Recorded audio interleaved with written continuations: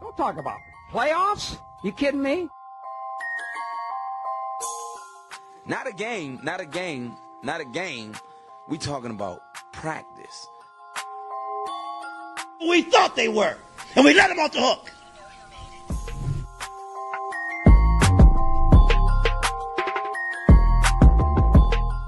Decide a different need. I'm coming.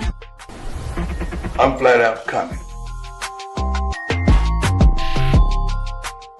It's my quarterback. And if you guys do that, man, it's unfair.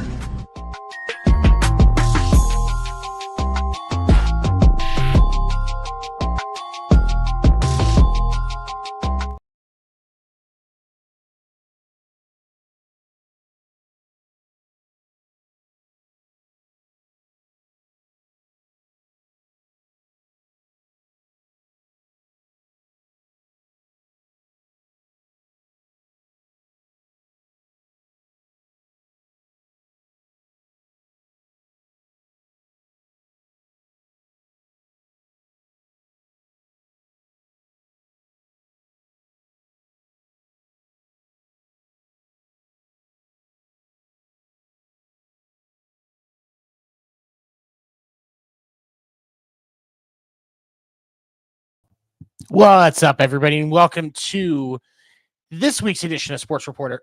I am your temporary host, Tony, or Seven, as most of you know me. We, as Will would say, we have a cast of thousands today talking everything going on in the world of sports, including a lot going on in baseball right now as baseball season's in full swing. The NBA playoffs have already gotten off to an amazing start, including some great games last night. We got a couple of games going on right now. Just a quick update for you. We have the Pistons over the Knicks, currently 92-88, 2:33 left in the fourth. Definitely a close game. And then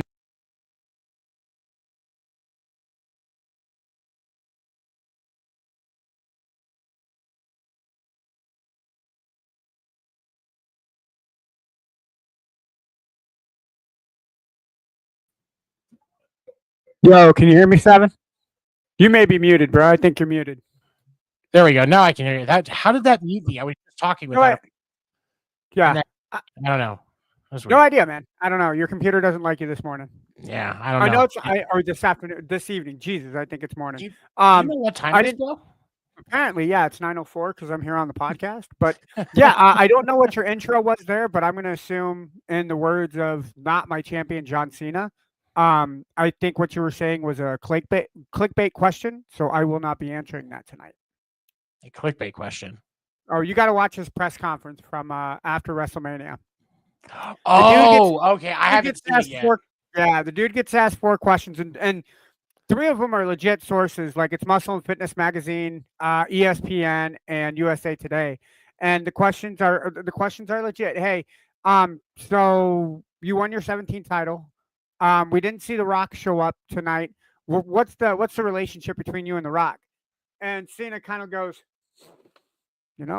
I think that's a clickbait question. I think you guys are looking for headlines. I'm very disappointed. Next question. So then the next question is from ESPN, and he goes, "That's a very solid source. Let's hear your question." So he goes, "Yeah, 17 times. You haven't smiled since Elimination Chamber. Are we going to see your smile now that you have the 17th?" You know what? I think that is. I think that's a clickbait question. I'm very disappointed in your journalism. Well, you know what? I'll give it one more shot. So then somebody from USA Today was like, "Hey, you've won 17 titles. How does this compare to the other titles that you've had, and what is your mindset moving forward?" I'm really disappointed with all of you. All of you are just asking clickbait questions to get the headlines. So here's a headline for you. Watch Monday Night Raw and see how I destroy professional wrestling. Thank you. And then he gets up and leaves. Like it is the best interview by a dickhead in forever. Like I am. Oh my That's god, fantastic. beautiful. What up, Will? You doing all right, buddy? Hold on. Did you break something? There we go. I got it. Okay. Hello. You How good, you guys buddy? doing tonight? Not too bad, Will. Not too bad. How are you, sir? I'm doing great, doing fantastic. Awesome Wrestlemania. Who the heck? Uh-oh. Did we get a clickbait headline? Oh, what's up, Kyle? Someone called me and I have no idea who that is. Anyway, Tell them to watch the show and put their questions in chat. there you go. Have no clue who that is, but hope everyone's having a great weekend. Let me go ahead and bring my girl Erica in real quick. Erica, how you doing? Doing good. How's everybody else doing? I would be much better if night 2 of WrestleMania wasn't a complete and total drag. Like night 2 totally just blew. Let's talk about that for a second. But you know what? Hold on. Before y'all talk about your WrestleMania, you guys are going to be really, really shocked. Are you guys ready for this? Yeah, I'm ready. Well, I'm ready. you ain't looking. I'm ready. OKC, AFC, UFC, UFC. OKC. It ain't going to be the Lakers in 5, dude. It ain't going to be the Lakers in 5. We'll go over that when we talk basketball. Oh, my goodness gracious. Well, oh, man. I have a new TV show idea. Uh-oh. It's going to be a reality show competition. It's Antonio Brown versus Kanye West. Who can out crazy the other? We're going to call it CT Yeezy. And I think I am about to be a rich fucking man. Damn. I think so. And you got to we got to get a guest appearance by LeVar Ball. Him never lost. And then he has to side whoever loses, because then he has to say he never lost, but he did. But no, well, did you watch WrestleMania, Will? Man, I was about to ask you. The only thing that I didn't catch, and it's the event that I really wanted to because I was working in the middle of Saturday, was NXT Stand and Deliver. And I have 2 people in the household that I live with said that Stand and Deliver was better than both nights of WrestleMania. So I'm told. My only issue with this, you pull Bailey off the card for some reason. I still don't know why you pulled her off the card. According to reports, she had a partially torn rotator cuff in her left shoulder that she had to get surgery on. That's the only reason they pulled her. Okay. See, I didn't hear that. I guess she got hurt on the Monday Night Raw Gauntlet tag team match that they did. And I guess reports showed Tuesday that they had to go in and do surgery. So that's why they pulled her off the card. I don't know why they pulled Ray off the card. And I'm okay with Mysterio getting pulled because Ray Phoenix was a really good substitute for that match. Yeah. But let me go ahead. Go ahead, Will. Let me go ahead and get some thoughts and opinions out there. Probably to me the funniest match on the card, Orton versus Hendry. What did you guys think about that? Loved it. The only issue that I have no problem with Randy going over, and I think the state that WWE is, they're not going to let a veteran guy lose even to the head champion of another company. But the only thing that really bothered me with that match was how fast Hendry got beat. If they would have made it like a 10-minute match, hey, that's another company's top champion. It kind of made the top champion look weak. Granted, it's going up against Randy Orton, who's a 20-year vet in the business, but you got to find a happy medium in it. So yeah, I agree. But the way they did it, that pose and then that RKO right after. Oh, that was beautiful. Beautifully done. That and was then sweet. the Orton mock when he turned around and did it, and then the Yep. That was awesome. Oh, chef's kiss. That was awesome. Yep. We also had a return of a couple of superstars. First, we had the return of Stone Cold Steve Austin, who may or may not have hurt someone while driving drunk on his ATV during night 2. I hope he ain't hurt that person. I hope he ain't hurt him. So. The way Nick Khan was talking to talking to the lady, though. Oof. This is why you do not drink and drive even ATVs, people. When you book Stone Cold, oh yeah, is anybody actually surprised that this is what happened when he came in? No, the dude has driven a literal beer truck. Yeah. Still not as funny as Kurt Angle driving the milk truck, but I agree. That was funny. That was great. We also had Becky Lynch return, and she was a tag team champion with Lyra Valkyria for one night before they put the belts back on Raquel and Liv. You knew that was going to happen, though. You knew that was going to happen, though. I would have been okay with Becky and Lyra dropping the belts to Tatum and Gigi the next night on NXT. I'm one of those people that don't understand why WWE is like, cool, you're going to be our champ, but you're only going to keep it for 24 hours. And it wasn't even 24 hours that they kept it. So, I mean, the only underlining benefit to them losing the title was it gave Becky Hill a platform for a heel turn. That's the only thing that I can think of that benefited from it all. So right. I was going to ask about the 4-way Intercontinental Championship match. We had Dominic Mysterio, Braun Breaker, Finn Balor, and Penta. We got a new champion, Dom. What you guys think about that? I'll let you start, 7. I was too busy with you guys. Got it. What about you, Erica? Got it. Cool. Will, I will take the floor from here, man. First off, that sounds like a really... Me and 7 have been sitting here making faces at each other. He's over here like... and I'm over here just Erica, like, okay, cool. Y'all Erica, go in the words of not my champion, John Cena, that sounded a lot like a clickbait response. So I will not be answering that. Listen, I know what an RKO is.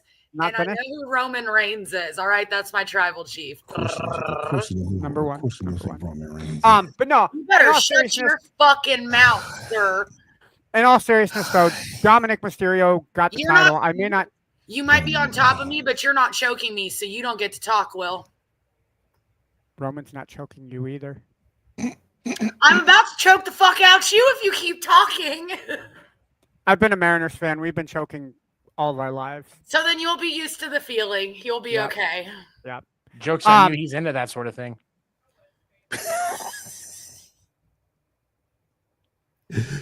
Remember, there's no place like home. I'm going to Kansas. Remember, where do you think the freakiness began, Erica? There's nothing to do in Kansas. Parental advisory, folks. Explicit contents up in the corner. Right here, baby. But no, in all seriousness, I thought it was a really solid match. I would have preferred Breaker to hold the title, but after listening and doing some research, Dom has been in the business for 5 years now and hasn't held a main show title. So I'm okay with it. I'm going to be interested to see where they go Judgment Day. Will Finn stay in, or will Finn kick Dom out, or will they kick Finn out? I'm interested to see where they go with that storyline. Yes, sir. But I thought it was a really solid match.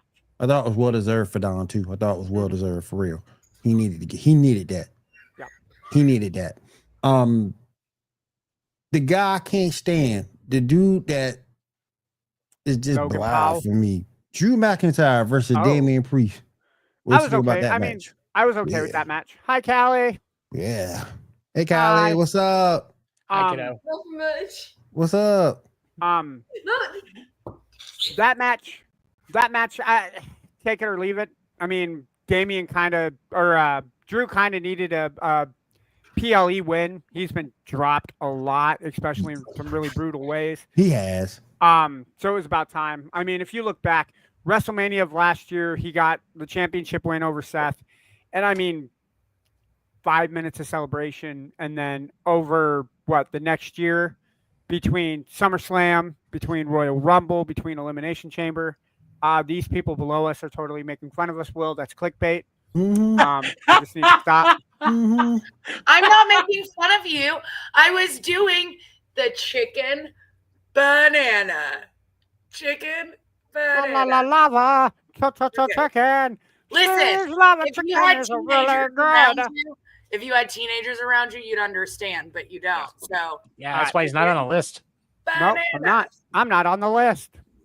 But no, I mean, take it or leave it. I thought it was a pretty hard hitting match. Wasn't my favorite of the night. My favorite was actually, believe it or not, even though the ending was, I'm okay with who won. The women's triple threat match was, I think, match of the night for me. Match of the weekend for me. Me too. They played that storyline really well with Io, and kind of she's the outsider looking in because Rhea is so much more popular, and Bianca has all of this. I don't want to say negative energy, but it's all about me. I won the Royal Rumble, so it's mine. It's mine to win. Io was the underdog. Exactly. As the champion going into a triple threat. Name the last time there was a champion going in as an underdog. Yep. You can't. So can't do it. I'm interested to see where the storyline plays with Io keeping the title. It sounds like after tonight, Rhea's going to get another shot at it, which I'm okay with. After she's fallen flat on her face since she left Dom. Yeah, but I'm glad. Dirty Dom, Dirty Dom and Liv deserve each other because they're both skanky hoes. Well, I'm not saying they don't, but I'm just saying. And Dirty Dom is. Well, I'm not saying. Oh, I'm not saying that's not a match made in heaven, but it's like Rhea just fell off the face of the earth after he left. Not necessarily because she won the Women's World Championship. What's up, Erica? So, do you like a Dirty Dom? Do you like a Dirty Sanchez? No. Then we don't like a Dirty Dom. No, I didn't. That question was only for you, Ando. Nobody else. Oh. As a person who kind of understands the ins and outs of wrestling, I hate the character Dirty Dom. And if you can hate the character of Dirty Dom, the people in the ring are doing their job. Like, Dominic outside of the ring is absolutely amazing. He's friendly with fans. He gets how to do his job. But in the ring, I think he's detestable. He needs to cut his hair. A dude with that kind of face and that kind of goatee should not have like a mullet like that. Like, he has 90s mullet. Tell me I'm wrong, Will. Yeah, you ain't wrong. No, I'm not wrong. You ain't wrong. You're not wrong. Congratulations, Don, for getting that. That match that kind of made me upset. Logan Paul versus AJ Styles. Logan Paul gets the win. I was sort of kind of mad about that because I thought AJ was going to take it.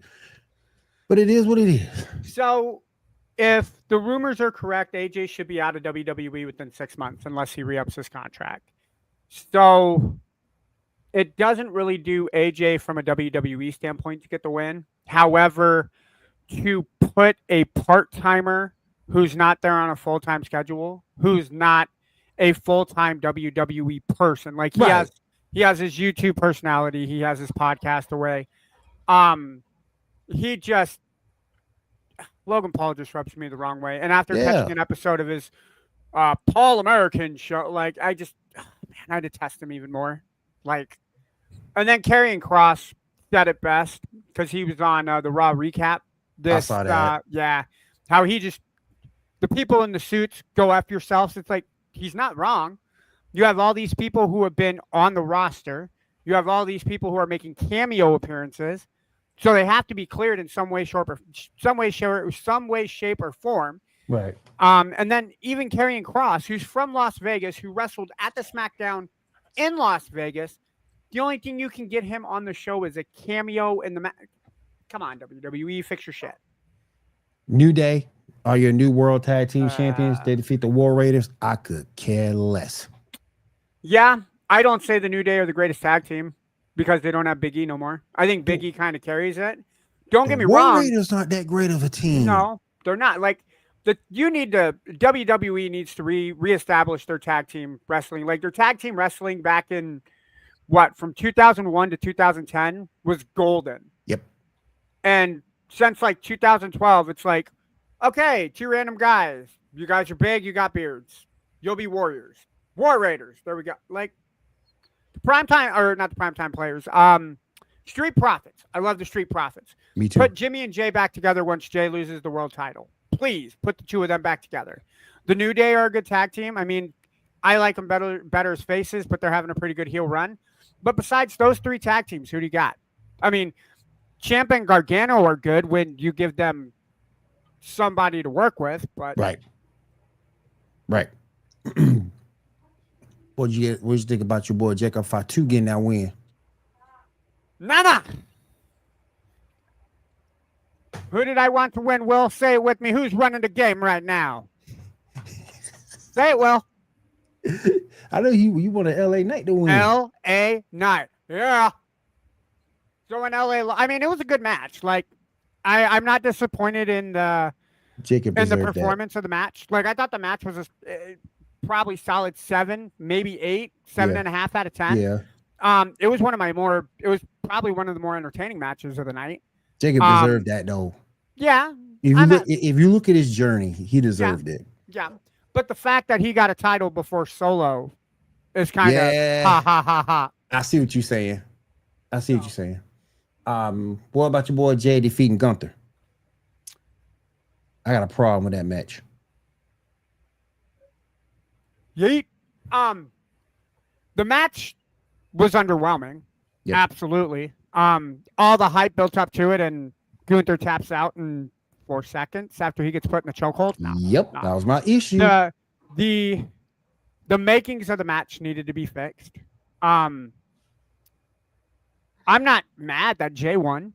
No, I'm not mad at he won. I'm just mad at the way he won. Yeah, the match itself left a lot to be desired. Yeah. Like I said, after the hype and the build that was WrestleMania 40, both night 1 and night 2 of WrestleMania 40, I think this was inevitably going to be a letdown.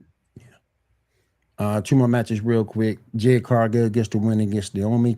And Naomi is probably going to be out for a little bit because she hurt her shoulder on that last power bomb. Good Lord. Jade, boy. Ooh. Wee. Jade's something in the ring, though. Woo. Yep. Oh, wee. Yep. I'm not mad at that result. Like, up until the point where Jade basically put Naomi through the ring, and you could see Naomi got hurt on that little move that she did. I'm glad that was at the end of the night, though, because could you imagine them trying to push through if that was like the first or second move? Mm-hmm. It was a good match. That one was probably 6 out of 10. Yeah. We actually have a couple more matches because I know we have the triple threat match, and then we had the women's championship match. Jade was looking fantastic. Yeah. Jade was looking great. Jade always looks good, man. Oh my gosh. Oh my gosh. Give me some of that milk chocolate. That woman, milk chocolate, baby. My sister put something, she will crush you if that's the way I gotta go. There are worse ways to go out. That's where I gotta go. Worst ways to go out. Woo! Thank you. Woo wee. Yep. 7 knows what we're talking about. 7's paying attention now. Real quick. We got that triple threat: CM Punk, Roman Reigns, Seth Rollins. Best night of the match, or best match of the night, best match of the entire WrestleMania card. I agree. Hands but down. Just for the ending alone. Oh, I gotta say though, Paul really bothered me though, because if you saw how he did the business to CM Punk, it was just solid, like boom, right there. And then for whatever reason, with the tribal chief, he's boom. He moves his hand around. It's like a joystick. It's like, no, Paul, you got to keep it solid. You can't be joysticking the tribal chief. And yes, Erica, that is a term that I just used. I used Erica wants to joystick the tribal chief. That's for fucking sure. Yeah. Yes, she does. Hold up that one to the sky, Erica. Acknowledge him. Acknowledge me. She's acknowledging him for sure. That's the other match that really disappointed me was Tiffany Stratton and Charlotte Flair. I'm glad Tiffany Stratton won, but Charlotte sandbagged. You saw 2 things from Tiffany Stratton in this match.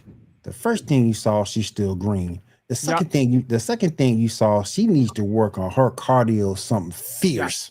Oh well, my God! It doesn't help that Charlotte is sandbagging Tiffany throughout the entire match. If you take a look at some of those suplexes, and some of the big powerlifting moves, Tiffany can make it if Charlotte would give her 10%. But some of those moves, like there was a suplex where Charlotte basically was like, "Nope, I got heavy feet now. Pick me up." Charlotte made Tiffany look bad. If Charlotte was the performer she claims to be, she would have made Tiffany look better than she did. But I think it's Charlotte going out, Charlotte not having the politics to win the match that she believes she should win, all because her daddy is Ric Flair, and the Flair name means something. I absolutely was disappointed with how that match went out. So. Yeah, we have to see Tiffy time get a little bit better. We also had toward maybe the middle of the show. I'm gonna lose my play. Oh, I think we only have the one match left, right? Ray Phoenix. Ooh. The Ray Phoenix match. Yeah, no, Ray Phoenix and El Americano. Yep. El Grande Americano. Like I said, I'm not mad with how that match was. For both Phoenix and Gable to be making their WrestleMania debuts. Yeah. Sorry for those people out there in WWE. Gable has not been confirmed to be El Grande Americano, so that's poor journalism on mine. That's clickbait. Sorry. Poor journalism on my part. But El Grande Americano, that was a really solid match. I mean, granted, I would have much rather seen Phoenix win as a fan of wrestling, but solid match. They utilized the metal plate and the mask again. Yep. It's a good storyline. I think it's going to push to Money in the Bank, if not to SummerSlam. Where they go on with it and who they got next, who knows? I think it's going to be a good storyline no matter what. I think it will too. Very quickly, any thoughts on the Hall of Fame inductees? Any thoughts at all? You probably could have found a better diva than Michelle McCool. China, for example, deserves to be in the Hall of Fame. But that's just me. I watched wrestling when I was a kid, so I mean, China should be in there for sure. But literally, pioneer of it. Whoa. First of all, that is not my Batman glass. Second, China's not in the fucking Hall of Fame. Are you kidding me? She's only in as a member of DX. That is it. She's not in as a single. She's not in there individually. No. Her individual run after DX was fucking legendary by itself. Yep. Yeah. It is politics. Bonkers. It is politics between Triple H and Stephanie McMahon. Oh my God. Yep. Because if you remember, Triple H was dating China at the time before he started getting in bed with Stephanie McMahon. Literally. And that's why China's not in. No, China died, sweetie. Public enough to where I know that China died. Okay, all right. Yeah. Okay, sorry. It sucks. I would have figured by now they would have had her in. There's no reason she's not. That makes no sense. The fact that they put Eve none whatsoever. They but put really Eve Torres in. Politics. I'm not against Beth Phoenix being in, and I'm not against Michelle McCool being in, but to put those two in before China, I'm upset Michelle McCool is in at all, because if you go back and look, her time wrestling, okay, and again, you can't really. It's kind of hard to hold this against her, but during her time, who did she beat to consider herself the Hall of Fame? You were what? You were wrestling around the time of Melina, early Melina. Yep, Beth Phoenix, Eve Torres. Early or mid career Beth Phoenix, because she was teaming up with Natty at that point. Beth Phoenix was teaming up with Natty because she was a part of Lay Cool with Layla and Vicky Guerrero. Which means that she would have also taken on Mickie James because they were doing the whole Piggy James. Like Piggy James was the biggest thing known to her. Right. It's just women's wrestling in that time. Yeah, I mean, it was just bad. It was bad. It was bad to be a women's wrestler at that point. The point, and plus another thing that didn't really help them A, there was no social media like that for them back then, and B, and you might have. I'm kind of foggy when it comes to this. I don't remember having, and she could have. I don't remember her having any historic matches with Trish Stratus. Nope. I don't remember her having any.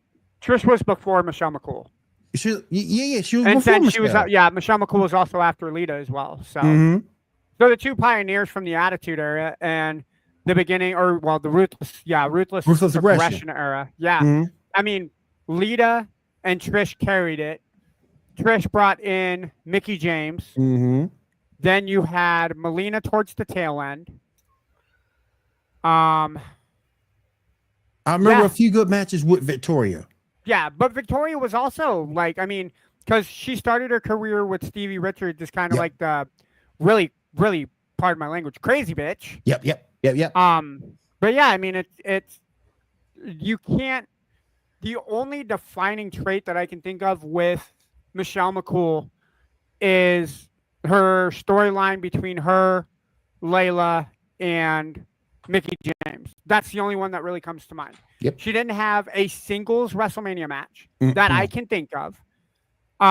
She wasn't a pioneer in any of the singles matches that she was in. Nope. You can't point at a match and be like, Michelle McCool was the first one to do this, because she wasn't.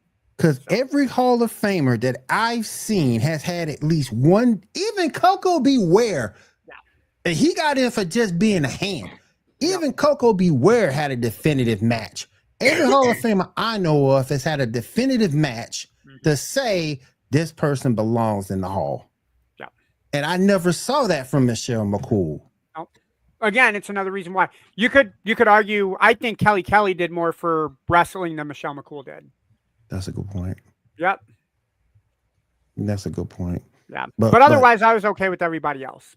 Like the WrestleMania moment of WrestleMania 13 between Stone Cold and Bret Hart absolutely should be in the Hall of Fame. Yep. Triple H deserves to be in the Hall of Fame. Carmine, what's up, man? Who was it? Typhoon or Earthquake, one of the two made it in as the Hall of Fame. I think actually they made it in as a tag team. I think they did as a tag team. Yeah, and I'm totally okay with that. He said he got RKO.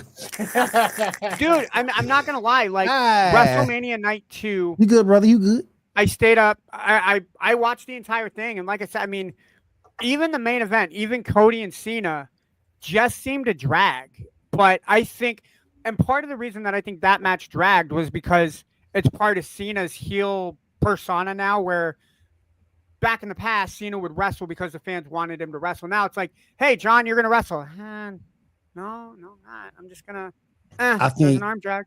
I think that match was on its way to being something good. Oh, absolutely. Until Travis Scott came out there. Yeah, my issue with the main event is you could have put anybody else in the position of Travis Scott. Or Randy Orton would have made sense, because now you have that rivalry between Randy Orton and Cody Rhodes. Build up on that. Yep. The Rock is like the number one person I think everybody else should have seen coming, because now you have The Rock, the final boss, Cena sold his soul, Cody and The Rock moving forward. That's great. Let's give them. Pardon my language, but how the fuck are you going to have Travis Scott integrated with Cody Rhodes? Thank you. Like it doesn't make sense. WWE absolutely shit the bed with that decision. And why go ahead with that? And it could be maybe we're not seeing something with Travis Scott that maybe Triple H and The Rock and John Cena are doing behind the scenes. But yeah, I mean, as it stands right now, it's dumb.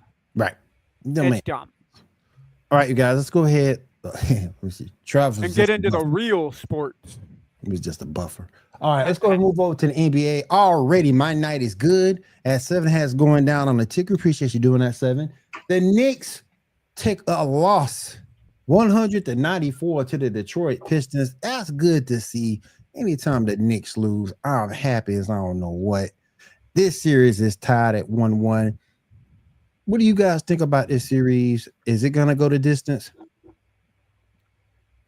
I have talked quite a bit already, so I'm going to pass the floor to Seven and Erica. Chocolate Milk fan, it is all yours. Um, And yes, ladies and gentlemen, that is a clickbait for more views. listen, I am very passionate about my chocolate milk. Okay, What do you do for your mixer? Do you do Nesquik or Hershey syrup? not the kind of chocolate milk I'm talking about, bro. Anyway, although that is good, and the proper answer is chocolate syrup. Thank but you. But which kind? Like I find Hershey's has more flavor. Honestly, I'm real good with the just store brand chocolate syrup. I think it mixes better because the Hershey's is too thick. You got to mix it the whole time. And I don't get me wrong, I have strong wrists from my teenage years, but Yeah, I'm agree. getting older. I got to take care of it. And Kyle, I agree. They're not fun. They're not a fun team to watch. They're really not. This is the Pistons series to win. It's just a matter of how many games it's going to take. I want to believe that the Knicks can actually pull something off. But the Pistons are that team this year that's going to fuck up a lot of seasons, I feel like.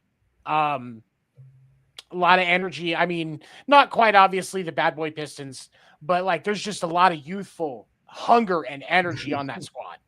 I just like watching them play. And the Knicks are just that video that you go back to on Pornhub sometimes. You're like, it'll get you there, but you're not really going to get anything out of it. You know what I mean?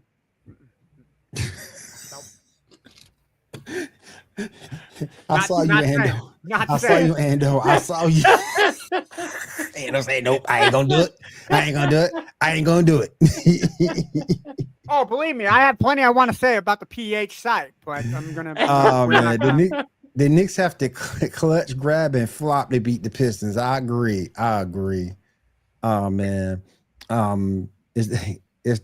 it's about winning, not fun, my boy. Fun is for the regular season. The Spurs and Pistons were not fun to watch. Oh my goodness. I hope the Knicks go. Just go. Just be gone. Good and well. Even if they make it even if they go to the second round, it's gonna be 1, 2, 3 Cancun. You already know it. It's Cancun, Baboon, Dragoon. Pistons getting beaten 5. Knicks getting beaten 5. Who would they get in the next round if they did go? Wouldn't it Celtics or Magic? Celtics or Magic. I mean, yeah. That's how the Magic make it to the finals is if they get the Knicks, right? The conference. They're not going to beat the Celtics though. No. That's the Celtics anyway. But this is like a tune-up game for the Celtics, really. Only team that's got a shot to beat the only team that's got a shot to beat Boston in the East is Cleveland. And I honestly, I'm not certain that Cleveland's going to make it that far. I'm worried they're going to fizzle out. I'd like to see Boston and Cleveland in the East because I mean, really, I believe that they both have a pretty good shot of winning a title, whether it's LA or OKC that comes out of the West. I still like both of the East teams a little bit better. I think LA's best chance is if Cleveland happens to come out on top of Boston.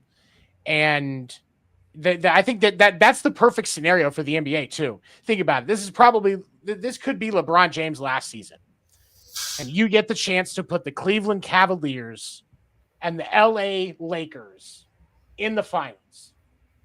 If that's not a perfect setup for NBA scriptwriters, I don't know what is. Yeah, it's like a Cinderella story. Why wouldn't you want that? What, Cleveland versus the Lakers? Yeah.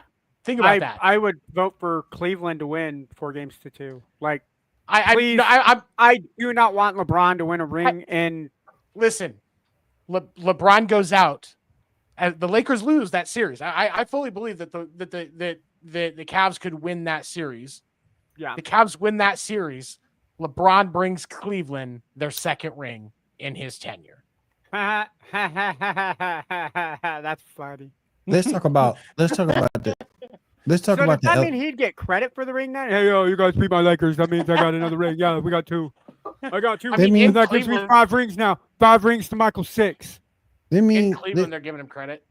Let me get to the elephant in the room and the title of the show. Lakers in 5? They've dropped one. They've dropped the first one in Minnesota. Minnesota shot the lights out and blew those boys out. Can the Timberwolves do it again? No. No. I would not be surprised if the Timberwolves don't lose another game or don't win another game in this series. You still think it's going to be 5? Oh yeah, absolutely. I could it go to 6? Absolutely.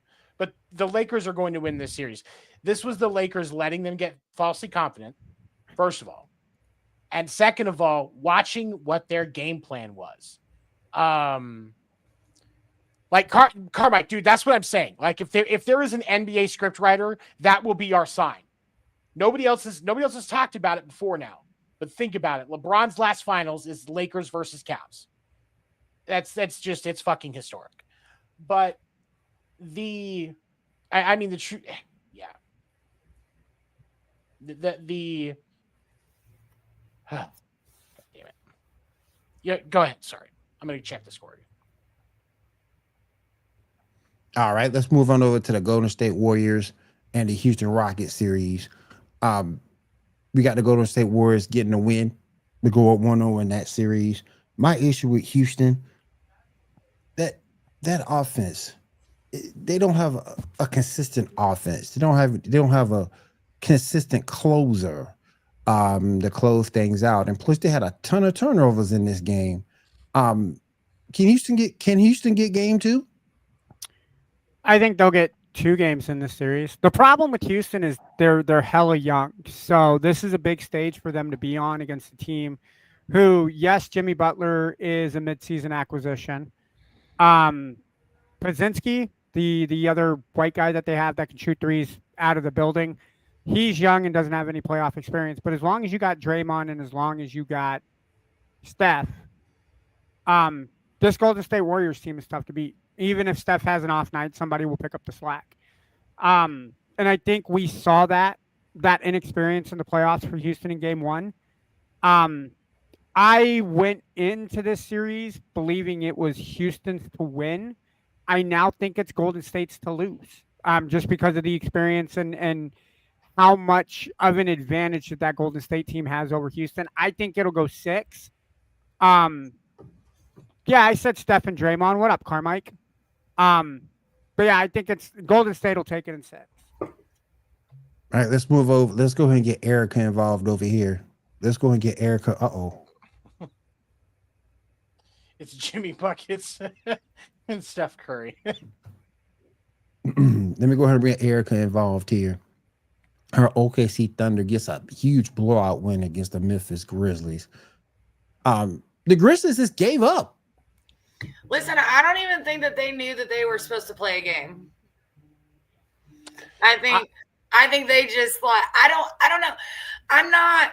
I mean, you can't really say my OKC. Like I'm not like into basketball OKC, like that. UFC. But like I don't know, man. Like that just to see that like happen was kind of really sad because like you showed up for nothing pretty much. I mean, we were ahead of you guys quick. I liked the criticism, in a rare thing. I'm agreeing with something that Stephen A. Smith said today. Stephen A. Smith laid into Ja because he was sitting on the sideline laughing while they were getting their asses handed to him. And Ja, dude, you got to be locked in. You want people to take you seriously as a basketball player? You got to quit playing thug. You got to lock in when you're on the court, dude, because that's like, and I don't know about you, but I'm a competitor. If I'm getting my ass kicked on the field, I'm not laughing on the sideline. I'm trying to figure out what I can do to win. Yeah. And that there is a culture problem on that team.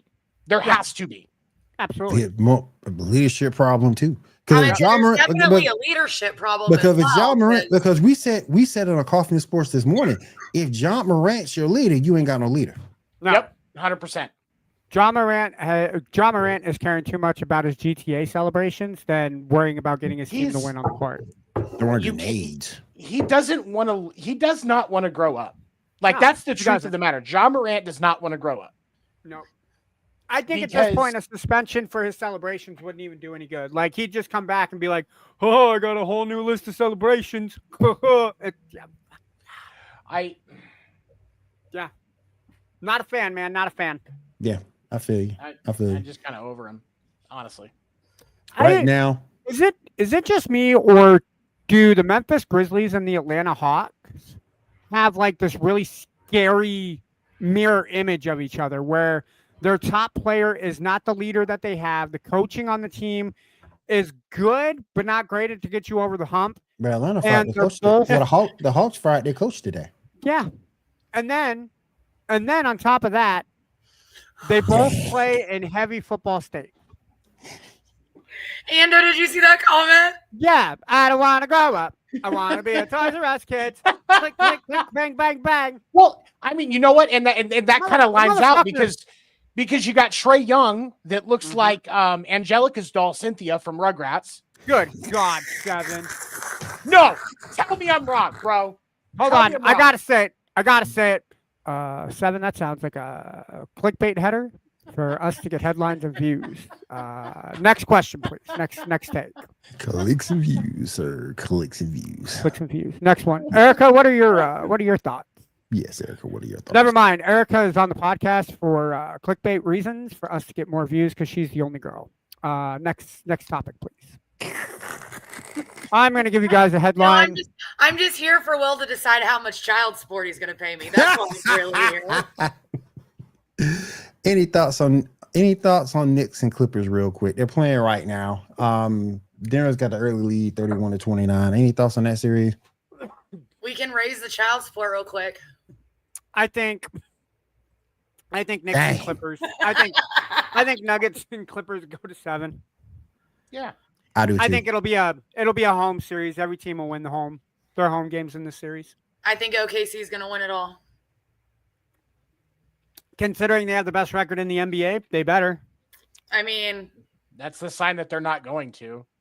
I'm going to say it's a team that I'm supporting, and I mean, look at the Dodgers. Here's- So let's just be real here. Here's my philosophy. See, I like the Thunder a lot more this year than I liked them last year. Last Oh, for year, sure.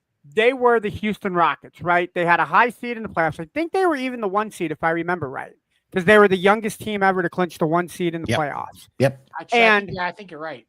And they beat whoever they played in the first round, and then they got beat by the Mavericks in the second round. So they're taking that experience, right? And this is why I say playoff experience is a real thing, to play under the bright lights.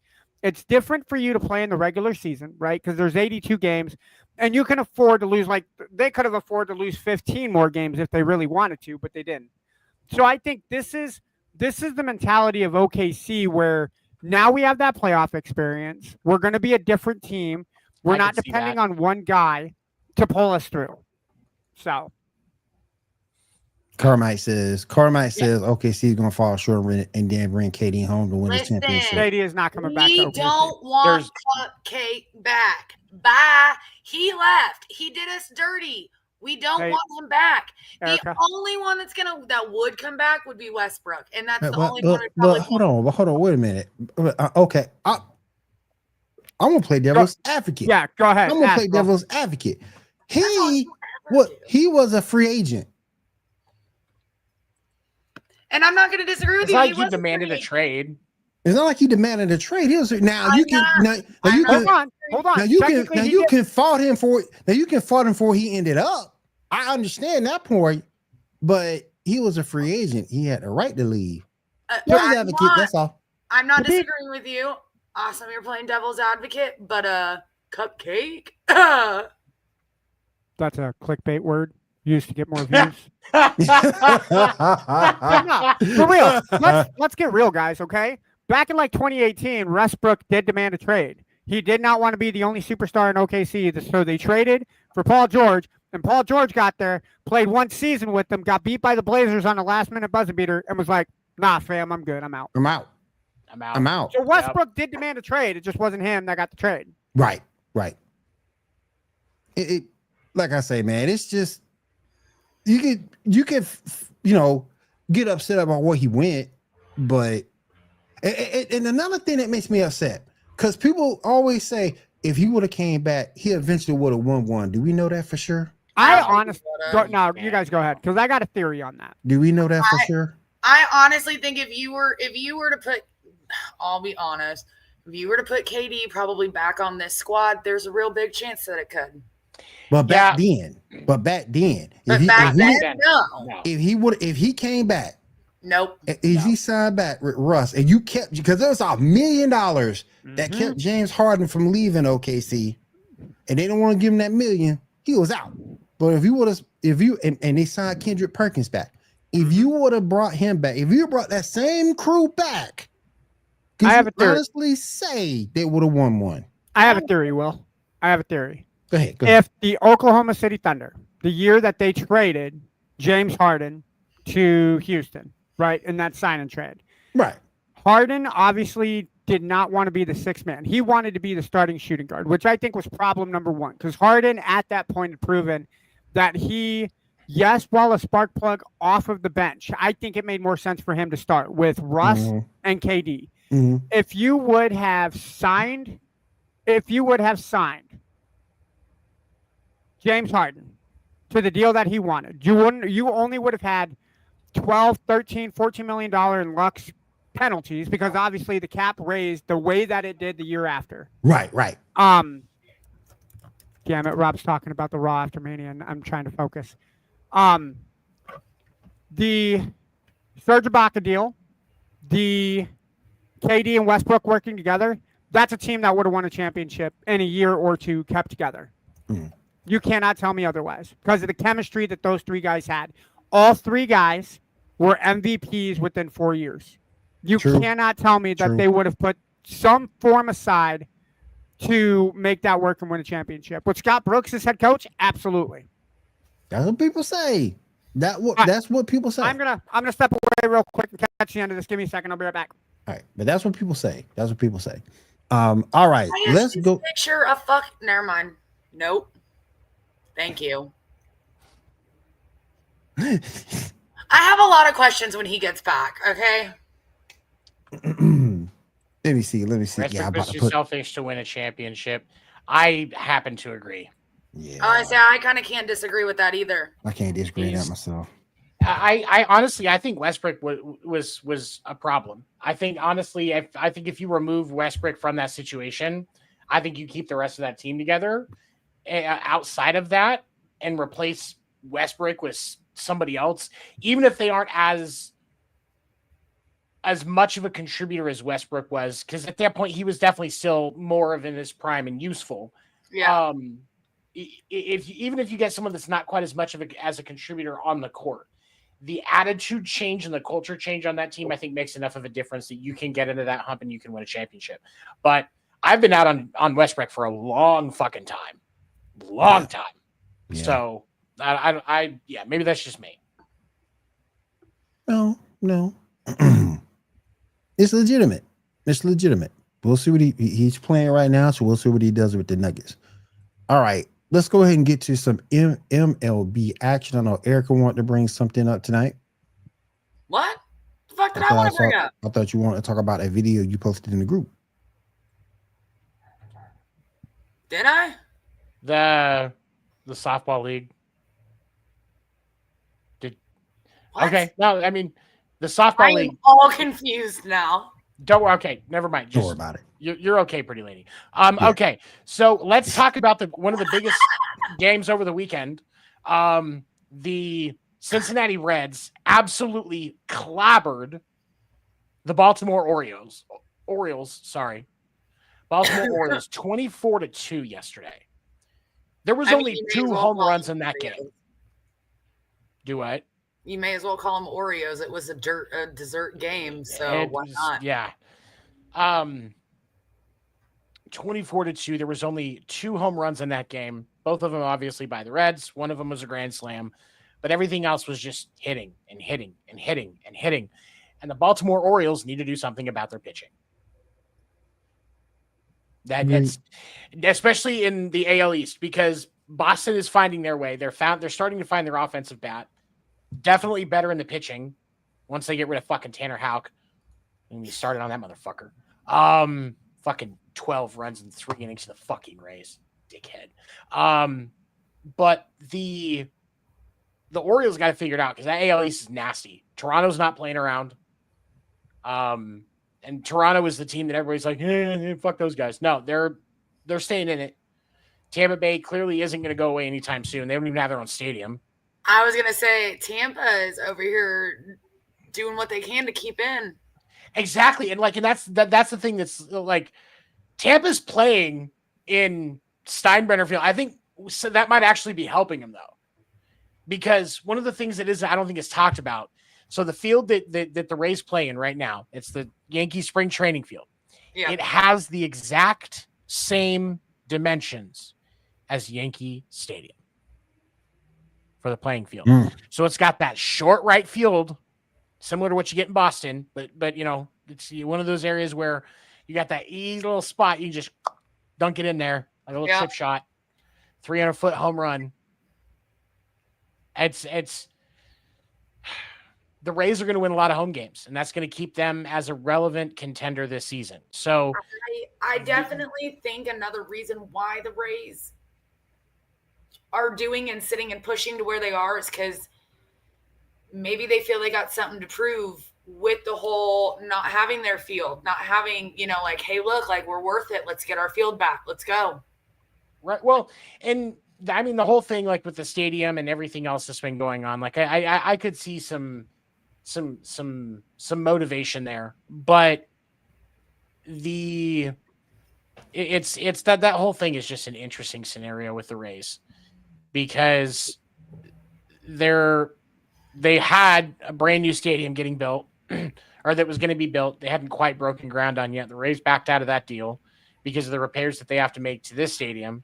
Yeah. And it's couple $100 million in repairs to get everything fixed from the hurricane damage.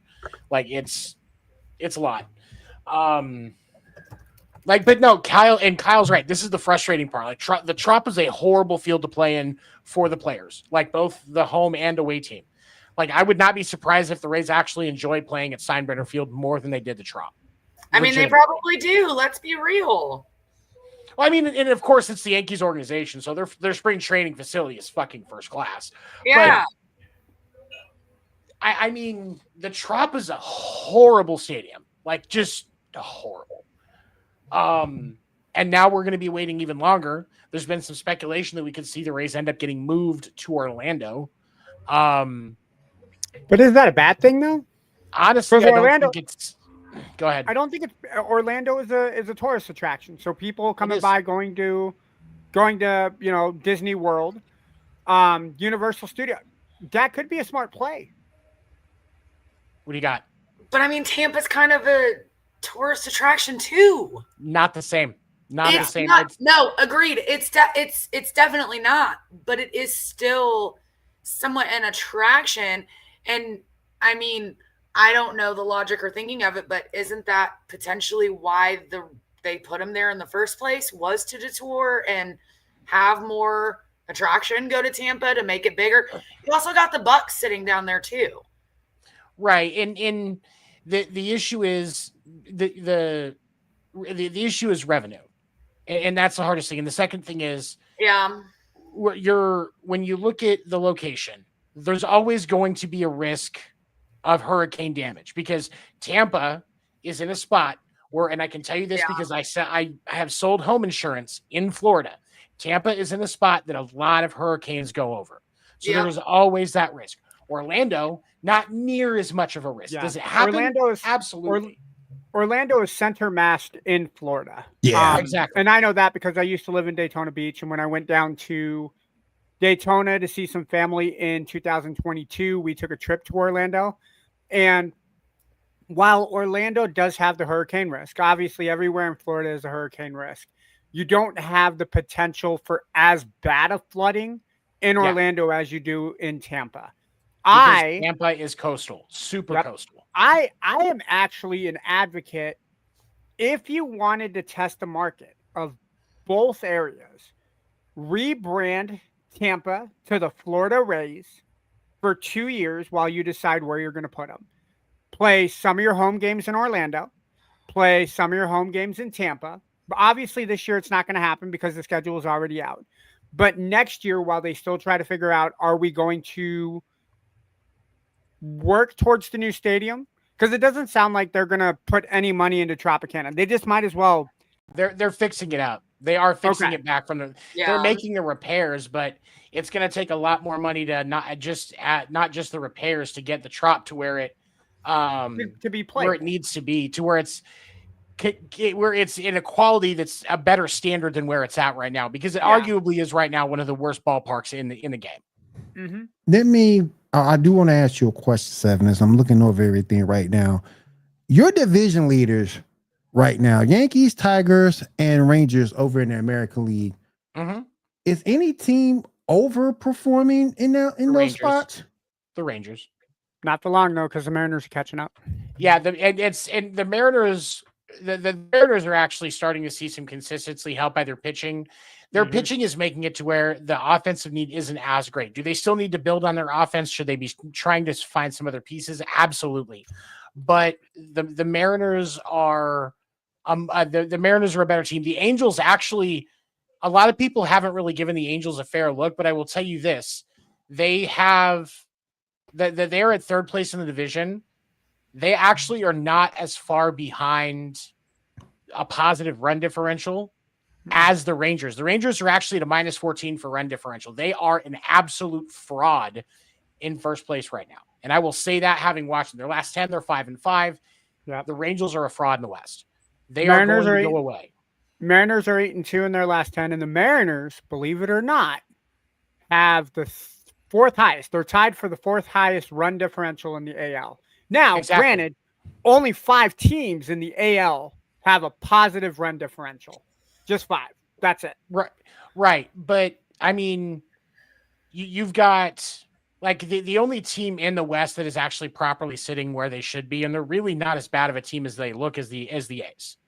Yeah. Like, there is a lot of talent on that baseball team. Yeah. Hell, they're only 3 games out. They're only 3 games out from... And... Right, they're not that far, but they also have a -18 run differential because they're not scoring, and that's their problem. Yeah. And they're allowing too many runs. And I think for them, it's more their pitching that they're allowing too many runs, because again, they're hitting, like, they have talent in their lineup. Like, it's not bad. But it's the Rangers are the definite fraud. Detroit, it's hard for me to say, but the truth of the matter is right now, the top 3 teams in the Central are going to be the 3 teams competing for the division at the end of the year. Mm-hmm. The other 2 teams will be wild cards. And I think that your other wild card out of the American League will come out of whoever does not win the division in the East, out of Boston and New York. So you think only one team will go in the West? Yeah, well, it's the Rangers are going to fall off too much. The Angels will slide back enough. The Astros could usurp that to a point, and whichever is lower out of the Guards or the Royals or the Reds, the Red Sox, or the Yankees, whoever's in that third slot, may see their season end on the last game, because of the Astros. But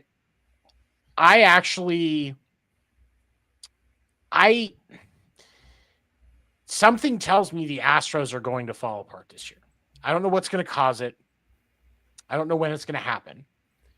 There is a lot of talent on that team, but in sports, you start to recognize too much consistency. Yeah. It only happens. It only lasts for so long. Let me get your thoughts over on the National League real quick. We got the Mets, the Cubs, and the Padres as division leaders. Anybody's a fraud there? Padres. I mean, there's a clear answer. I mean, the Padres, really, they're tied with the Dodgers. And the Mets. The Mets are 16-7 as well. That differential is plus 31. Good Lord. Well, the Padres is plus 33. The Cubs, who are 14-10, have a plus differential of 41. The Cubs are raking right now. Something I don't think very many people expected. I think a lot more people expected Pittsburgh or Milwaukee to actually make pressure for that division. But if the Cubs continue to play like they have this entire season, they're going to win that division. The Mets, I think unless we see a huge change out of the Braves, I think the Mets are going to be your East winner, because the way that the Braves are struggling right now, I don't think there's going to be enough on the about face to be able to counteract what they've already done as far as the damage is concerned. Could they win the division still? I mean, we saw them as one of the worst teams in baseball up until almost the break in 2021, and they ended up winning a World Series. So anything is possible. And if we're not going to count out a team, it should definitely be the Braves. They won their last 4. Agreed. Mm-hmm. They won their last 4. They are 6-4 in their last 10, so they're in the right direction. But no team has ever started 0-7 and made it to the playoffs. Yeah. That's been a stat for 120 plus years. So, I mean, and maybe the Braves might turn around and pull something out that none of us expected, because look at the Braves was it last year or was it 2 years ago? They just randomly started heating the fuck up. It was 21 when they won the World Series. And I mean, it was just out of nowhere, and then they just dominated. So, I mean, we do have the potential to see the Braves do it. So I definitely will agree. I don't think that the Braves need to be counted out by any means at all. Not yet. Not yet. But if things continue, I can't. Yeah. Need to start winning in some of these road ballparks. They 2-11 on the road. Yeah. It's at least you're not the Athletics, who are 2-7 at home. They don't even have a home field, and they're 2-7. Right. Well, they also don't have bathrooms in their dugouts, so that's another problem. So you're saying they're dropping loads on the field because they can't drop loads in the clubluase? I mean, they got to do it somewhere. 7. That sounds like clickbait. I think we should bring it to another topic. Yeah, the Cubs are no joke, and then the West is the West is truly going to be interesting, because there are, like, the D-backs aren't playing around. The Giants aren't playing around. The Dodgers are a shitty team that spends a lot of money. The Padres aren't joking around. What Chocolate Milk meant to say was the Dodgers aren't playing around either. Fuck the Dodgers. No. I mean, that division is loaded. This division is what we thought the AL East was going to be 2 years ago. How's those Red Sox been recently? Oh, I mean, It's hey, it's not about how they've played recently. It's how they're going to play over the next 3 games against the Seattle Mariners. 0-3, by the way. Go Seattle. Plus, I still say this. I ain't panicking on anybody till Memorial Day. Yeah. I would say there are probably 2, 3. There are a few teams that should be panicking. The Pirates should be panicking. You have one of the most electric arms in the history of the game as your ace, and you are 8-15. 15. Kyle is with you, 7. No, Rex. Yeah, that's me and Kyle are boys. Like, we get it. We get it. But yeah, your best friend. Oh yeah. Let me tell you about my best friend. Kyle, go Eagles. I think that's a different Kyle. It is.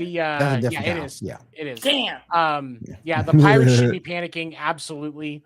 I think the Nats should be panicking. There was actually some chatter about the Nats being more than this year. Like they were going to make a splash, and the way they look right now, they're not going to make a splash. The Phillies, that's true. That's true. 7. Did you? The Rockies have been panicking since pitchers and catchers reported. Yes. That's the Rockies. Like, they're not even worth mentioning. But look, the Rockies. If the you're Rockies are right the National now, League version of the White Sox. Yeah. Because right now the Braves are at 9-13, so that's why I'm not panicking just yet. No, you don't need to panic if you're a Braves fan yet. Not quite need yet. To settle in. Spencer Strider needs a couple of good 6-7 inning games without giving up more than a couple of hits, no runs. And you guys will be right back in it.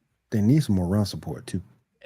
They do, but I think if you can kill, because the Braves have given up a lot of runs, and that's just the unfortunate thing with the Braves that's actually had more of an impact, because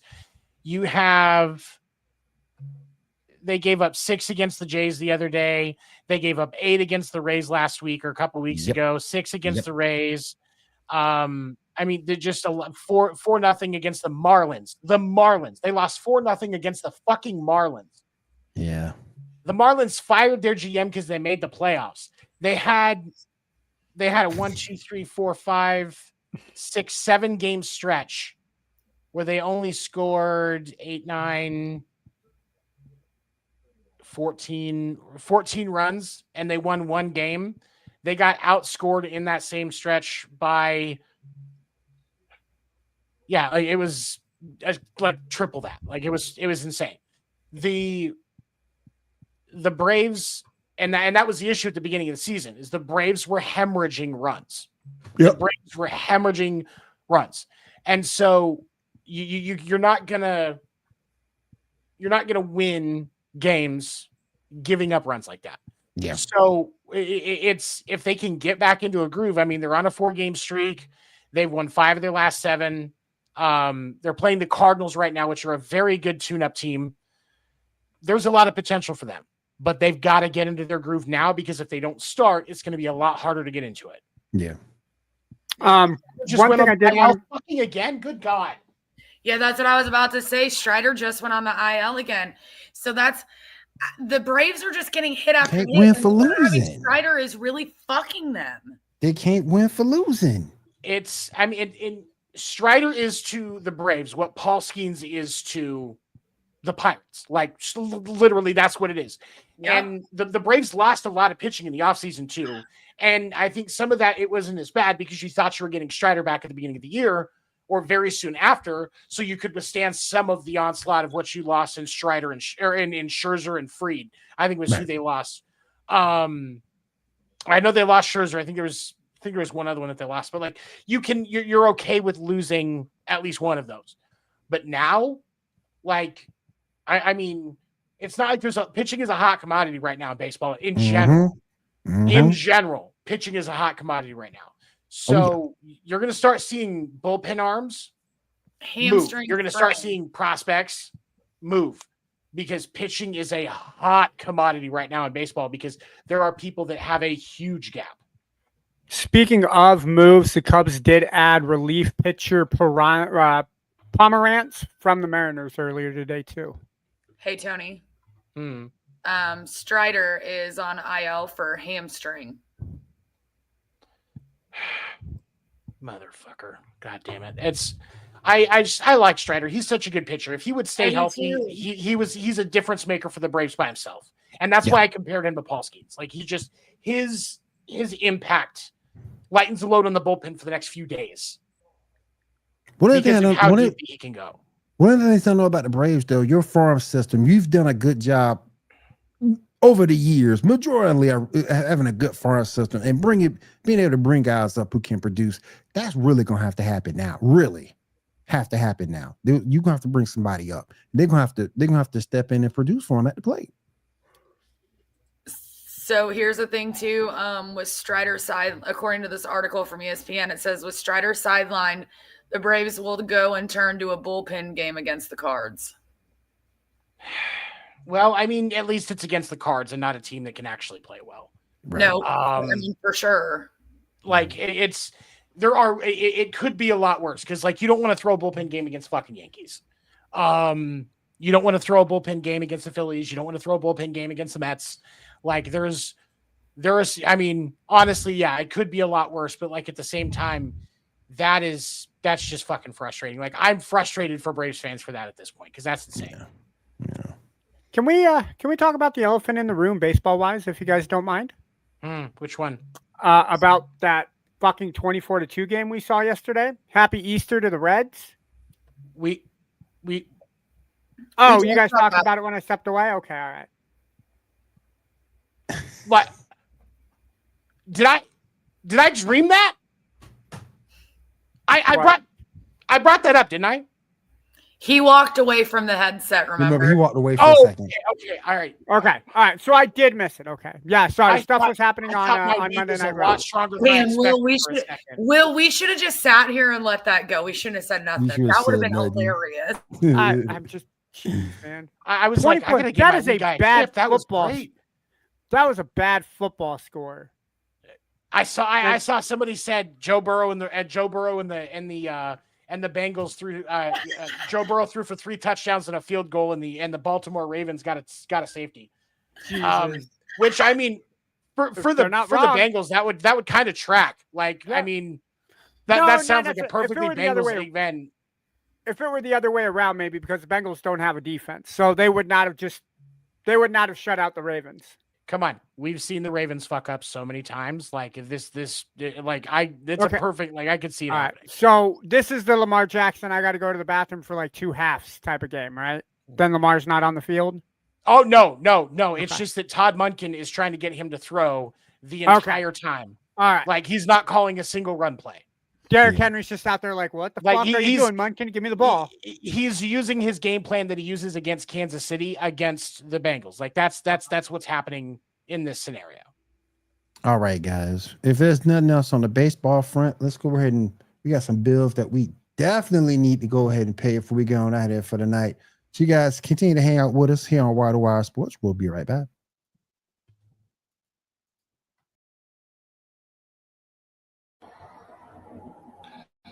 National Streaming Sports is brought to you in part by BetUs.com, designed for true fans. NFL odds, Week 1 and futures, college football odds, including Heisman Trophy favorites and playoff odds, NBA odds of division winners and playoffs, Major League Baseball playoff and World Series odds, the National Hockey League Conference playoffs and Stanley Cup odds, and boxing wagers. Betting opportunities include versus the spreads and outright winners, also during the game. Use our link on our website, nessp.info, the Bet Us Opportunities webpage, for a 125% bonus on your first 3 deposits. Must be 21 years old, and remember, bet responsibly.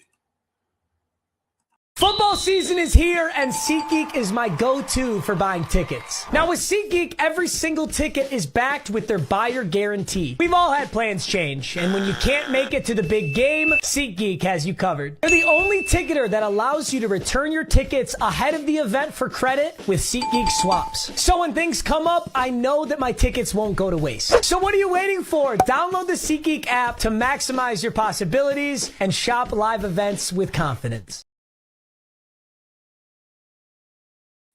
All right, welcome back to the Sports Report podcast right here on Wire to Wire Sports. Let me go ahead and bring everybody back so we can go ahead and finish up for this evening.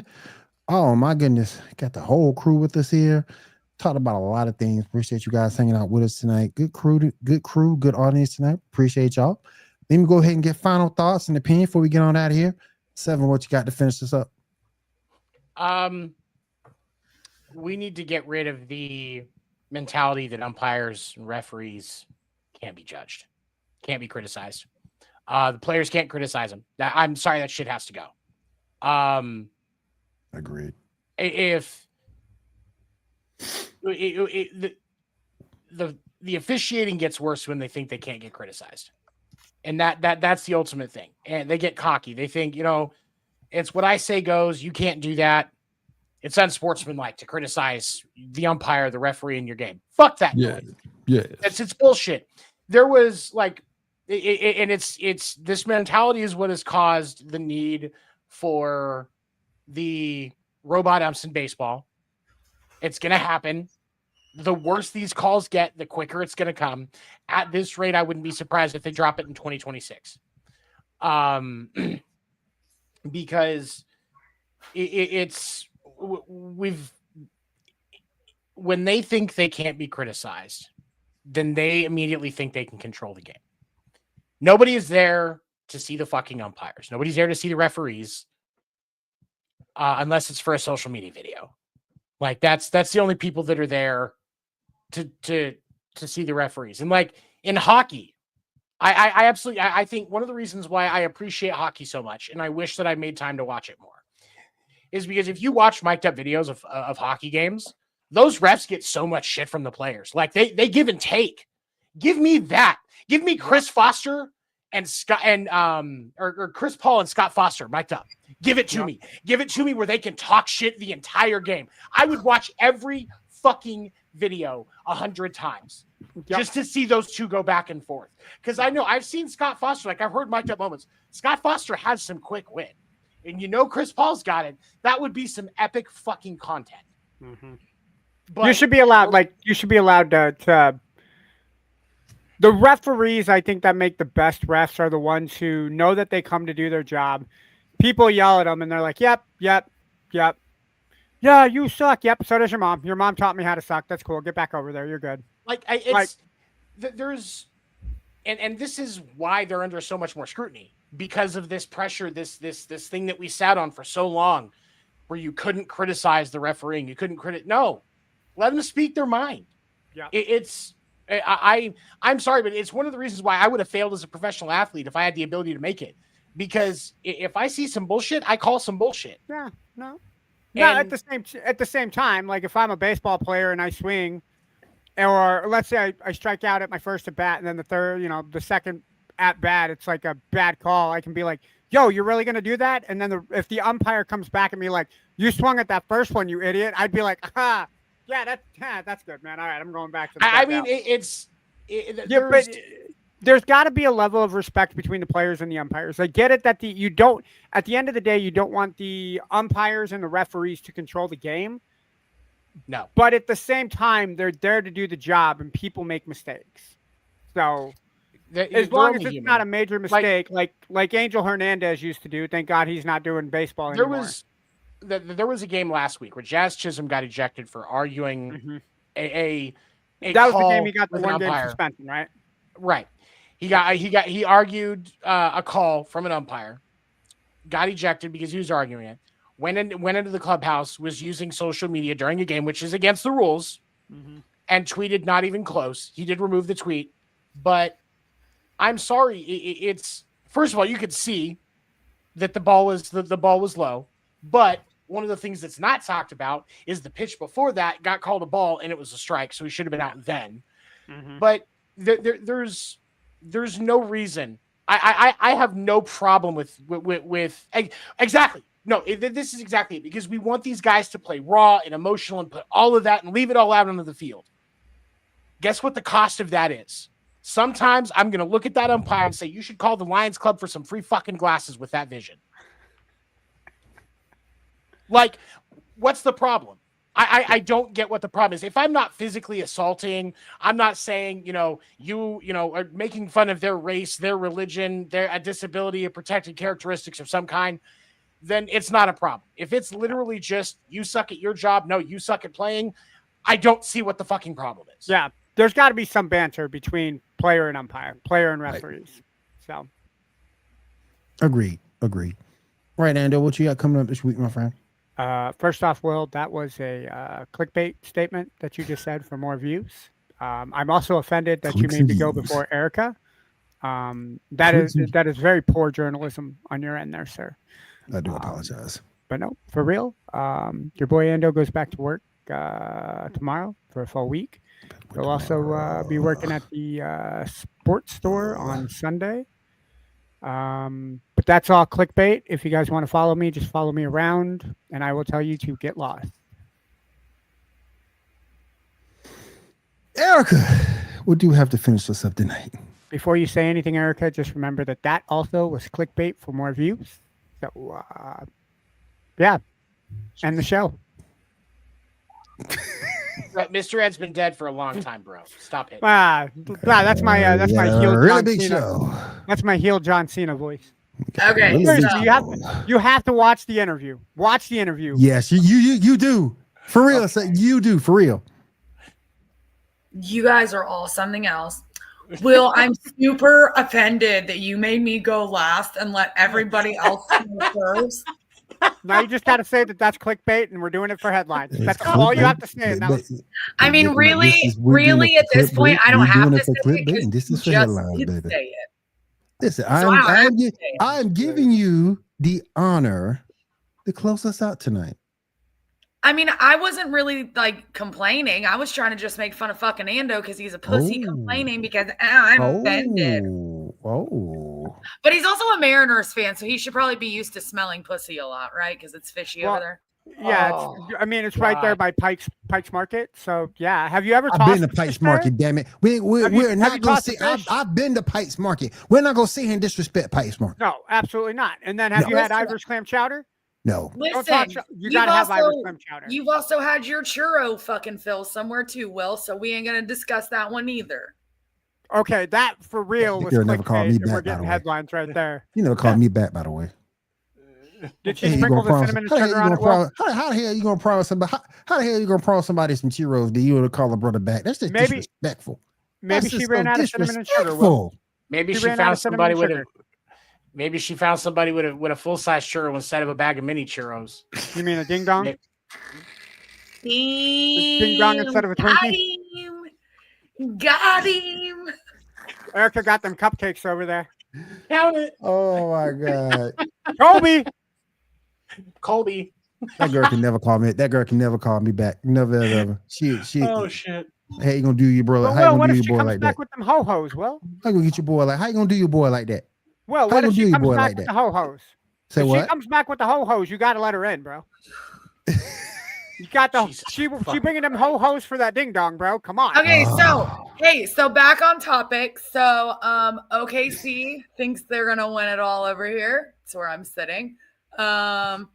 Hey, shout out to Shohei and his wife. They had their baby girl. Oh yes, congratulations. Yes. Yes. Yes. Yeah, we didn't say that at all. Get Christian clap. Good Christian Oh, clap. jeez. But yeah, no, doing some self-discovery, trying to get on some new routines with my child. Kind of had some changes in life, and yeah. I Good for you, am. Erica. I am What? so excited. I said I am good so for you. excited because Thanks. I am so excited because Cooper Flag made himself eligible for an NBA draft today, and I am so ecstatic to see where he ends up. If he ends up, and check this out, you guys, if he ends up with the Spurs, him and Wemby, That's not going to happen. ooh, it could though. It could though. Okay, hold on. Here's why I say it's not. Okay. So based off of the standings, the Spurs finished third worst in the West. They all did. right. But they finished with 34 wins. Mhm. Every team that did not make it to the play-in tournament in the East had a worse record than San Antonio. So San Antonio has the 8th best odds. That's We've like seen it what, happen though. That's like a 7% chance. But we've seen it happen though. The top 3 teams get a 12.5% chance. Well, But we've seen it happen though. Okay. Look, and if it does, look, I'll be the look. first one to pat you You'll on be the the back. first one But at- it's not. But I look, don't see it happening. but look. Carmike was up here telling something. The Lakers gonna get him. No, they ain't. No. Because the Lakers don't have any draft capital to make Nope. it happen. I want the Spurs to get it. I want the Spurs to get him for him and Wemby together. I wouldn't be against Flag going to Philadelphia. I think Philadelphia put Flag in there with a healthy Embiid. That could be something. Or even if Embiid, because I know it's a joke, because Embiid can't stay healthy. Cooper Flag will play those back-to-backs, though. Him I and think it'd be Maxi cool that would. way. Him and Maxi would. Hey, Yeah. I forgot to say something. That's why I was sitting here doing this weird stuff. So, really interesting thing. So, Nico, I am leaving, whatever his name is. I mean that with no disrespect. Went to UCLA. UCLA just took the quarterback from at Tennessee. So now Tennessee lost their QB to UCLA, and UCLA quarterback is now at Tennessee. Yeah. Also, That's like a trade with extra steps. Right. Yeah. Right. And Right. Nico's That's a college little football trade. Nico's little brother just signed with UCLA as well. Yeah. So both I'm gonna leave is playing in UCLA. Mm. What do you All think? right. Maybe one less win now. They're gonna lose an extra game now because I'm not gonna win. I'm not gonna lose. He just needs to change his name to like Wario or something. Just grow out a mustache and be the bad guy from. I just want to Mario Brothers. clarify this UCLA flag is for volleyball, not football. Yeah. No. And if there is nothing else, I want to say thank you to. Hold on, everybody. Will. We forgot the best segment. Fuck Rob Manfred, fuck Jerry Reinsdorf, and fuck Jerry Jones. Yes. Okay. Especially And fuck Jerry Nico. Fuck Nico from the Dallas Mavericks too. How the hell do you not know? How the hell do you not know the lifeblood of your team by trading away your best player? He said that in an interview today. Like, you have to look past the results. This ain't Look fucking past the This is results. Dallas. This is something I would expect Jerry Jones to do, not Nico from the Mavericks. I didn't know Just that. look past the results. I didn't know Luka was the heart read. and soul of our Nico Collins definitely read the Mickey Loomis book on being a general manager. Oh yeah, he did. He really did. He's got shit highlighted and circled. Oh yeah. But He got all the air quotes ready. Yeah, he got all the air quotes ready. Like my 14-year-old, my 15-year-old, my 15-year-old, he watches basketball occasionally, more like through clips on TikTok than anything else. And I would be willing to bet that handing him a copy of 2K and saying, do whatever you want, would still net better results than Nico Collins and what he's doing right now with the Mavericks. Yeah, Nico Collins pulled the Woody Johnson from the Jets. I don't get what he's doing. In the press conference, Nico said today, I did know that Luka was important to the fan base. Harrison said Monday during his season-ending news conference 6 days after a session with a smaller group of reporters that the clubs called to try to move on from the exhausted discussions of the Doncic trade. I didn't quite know to what level he was important. Your job as a fucking general manager is to know this shit. Yep. That kills your credibility.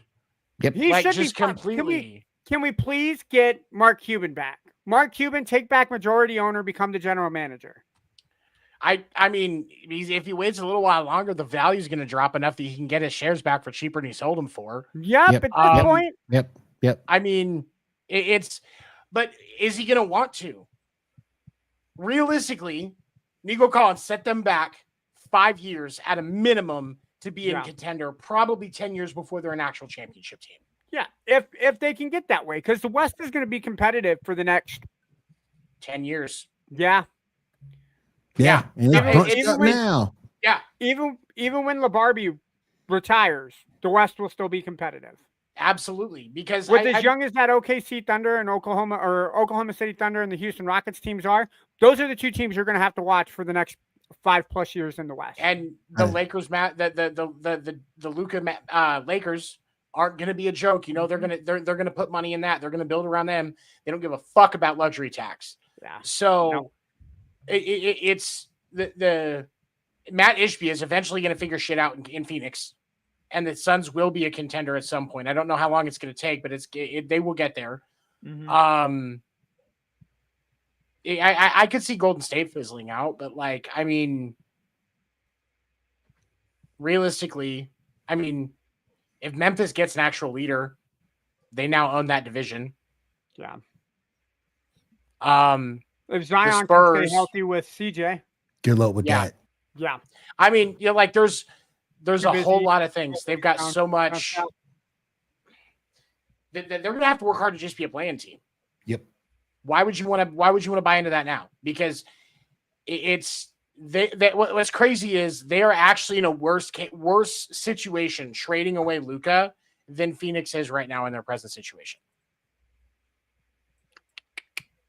Am I wrong? No. Nico just needs to say I fucked up. I'm wrong. Goodbye. No, dog. And here's the thing. And Will and saw me say this earlier in the Wire Sports chat. I think the ownership of the Mavs is keeping Nico as long as they can to make sure he is the entire fucking focal point of that, of all of that heat. Oh yeah, he the fall guy. They're gonna make sure that he absorbs everything. He's not gonna get fired until he is no longer worth it to them to keep on as a distraction. Then he'll be gone. And then he'll be gone. That's the entire reason that Nico still has a job. It's the only thing that makes sense. He's only fall guy. He's going to be your fall guy. He's going to be the poster child for the fall guy. Well, I mean, someone's got to do it. And I mean, he already made that job for himself by doing what he did with Luka. So, I mean, may as well. But here's the thing. It wasn't just him. The ownership signed off on that trade. Yeah. It wasn't just him. It wasn't just him. They are 100%. absolving themselves of criticism by keeping him as the focal point. That's what they're doing. Yup. They deflected them bullets. He's All the right. meat shield. Yep. He's All right, you saying guys, meat I just wanna say- feels like it's Borderlands. Just want to say thank you for everybody having us in your living room tonight here on Wire to Wire Sports with the Sports Report podcast. We do appreciate it. We'll be back again next week, same bat time, same bat channel, for another edition of the Sports Report. I will be back tomorrow morning for Coffee and Sports in the Morning with Mo and Carmike. Until then, catch me Wednesday, 10 p.m. Eastern on Wire to Wire Sports pages for podcast name deferred. All right. And Erica too. Yeah. Yeah, I was gonna say just 7. I won't be there. Don't worry. And Erica. All right, you guys. We'll see you then. Everyone have a great week. Have a safe week. Take care. Claptrap would make a better GM than Nico Harrison. Hell of a lot more entertaining too. Dang.